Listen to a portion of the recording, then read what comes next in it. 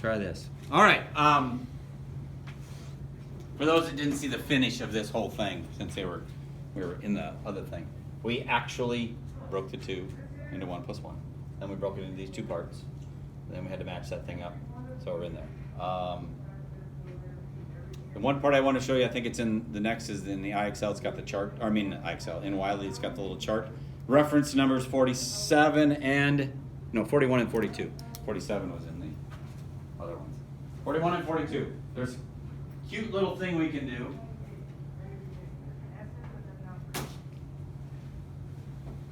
With these, with 41 and 42s. That's kind of neat. They have the little chart thing, but I'm going to show you really the shortcut for what's going on. They have the sign of x minus 5 all over x squared minus 25. And they want to know what the limit as x goes to 5 is. Now here's the big problem to try and use what we've got. That's going to 5, not 0, right? Because it'd be kind of neat to take this, and if that was x minus 5, what would have to be on the bottom? X minus 5. Could we get an x minus 5 on the bottom? By doing x minus 5 and x plus 5. That'd be kind of neat, right? Now, keep in mind what's going on over there. Inside here is 0, and that is 0, isn't it? And they match up. If I plug in 5, do I get 0 in here? Do I get 0 there? Yeah.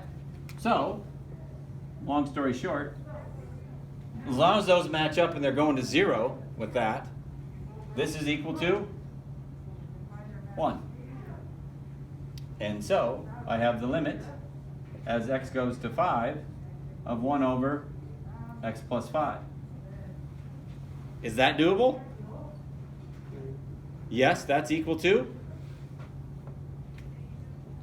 1/10. Because I'm going to plug in the 5, and I get 1 over 5 plus 5, which is 10. All right? And then you would just plug in like the different x values on the... You don't have the chart thing. You're just, for the chart, yes, you'll have to plug in the x values and see what you get. Make sure you're in radians in your calculator if you're going to do that. I would highly recommend just doing it in Desmos. It's a lot easier to make a nice little table in Desmos. But the actual answer that they're probably looking for eventually is it goes to 1/10. So if you look at 42, 42's got the limit as x goes to -2, but inside you've got x squared plus 3x plus 2, and this is x plus 2. Yep. So what do you think I got to do up here? Factor this into like that. Now here's where it gets a little weird. Do you think I can just take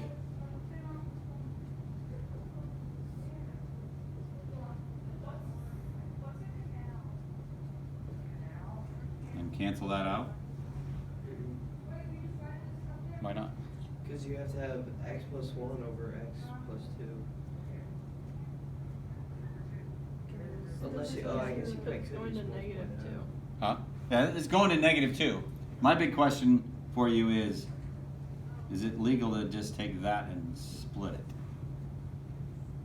Isn't that what the parentheses do? They just split it? Well, it's really got like the sine of 45 times 30.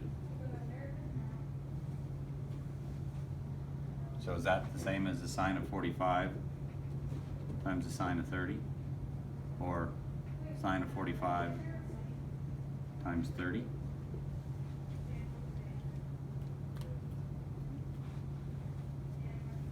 Well, here's what I want you to do.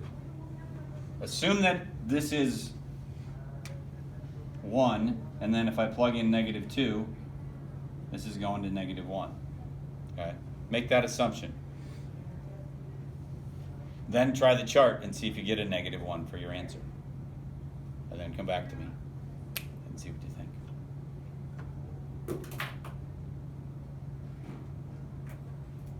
She had enough. When you do the chart, you just plug in the different numbers. Just plug in the different numbers. Make sure you're in radians. Like before. Why do you have to be in radian? Before. But you would say just use Desmos.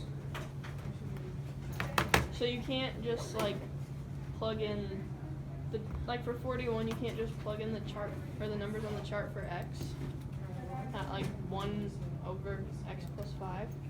That doesn't work. What's the point of solving it?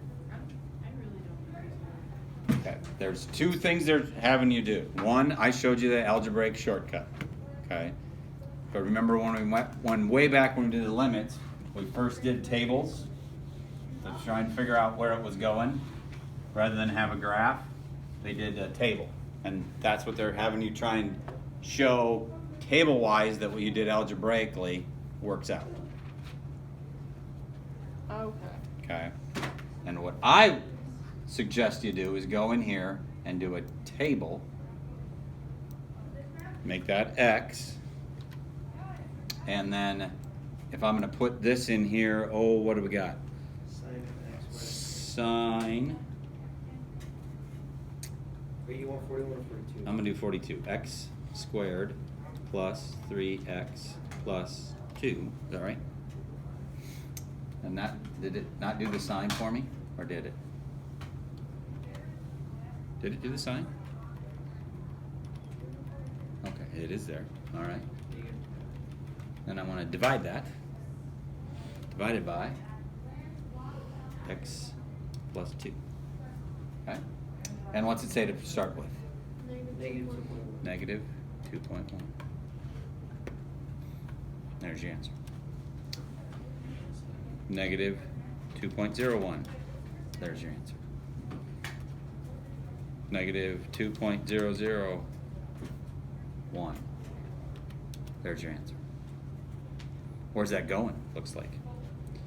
-1.999. -1.99. -1.9. So what are they having you do? These numbers are getting closer and closer to who? The -2. What's the answer going to? What's that y value? -1, -1. What's this one? They're all getting closer and closer to -1, right?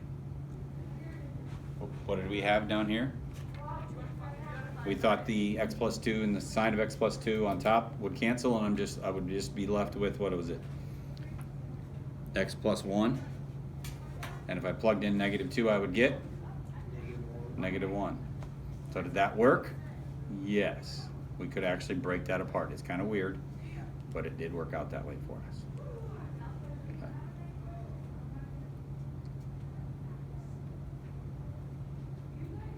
All right.